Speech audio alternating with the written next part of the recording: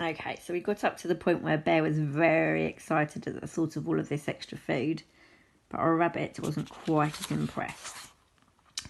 The water rose higher and began to drip through Rabbit's back door. "Castor," shouted Rabbit, "this is a disaster." "Don't worry," said Castor. "I've done an important official scientific report. It's full of good news." He handed the piece of paper to Rabbit. "See?"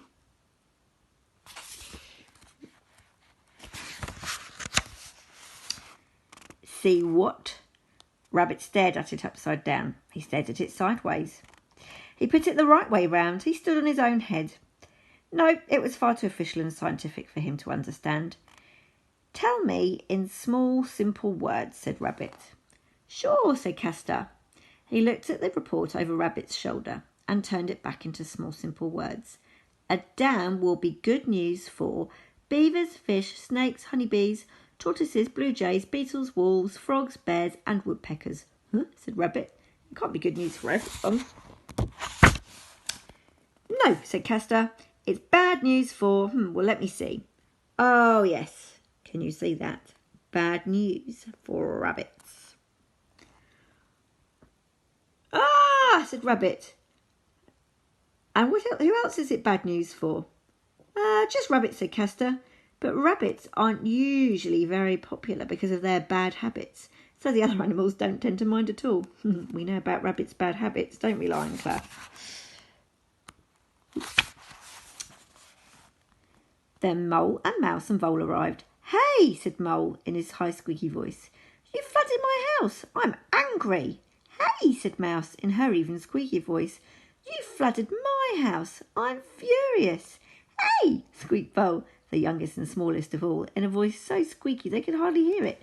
She was so angry she climbed all the way up Castor's fur to shout in his ear, "You flooded my house, and that's mean."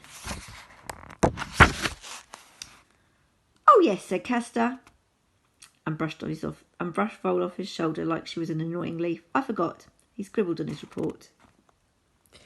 "It's also bad news for moles and mice and voles, but they're small and unimportant, silly animals.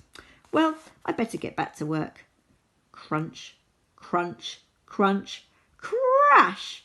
"What kind of a monster are you?" shouted Rabbit. "Stop calling me a monster," said Castor. "I'm a beaver, and beavers are very important and successful animals."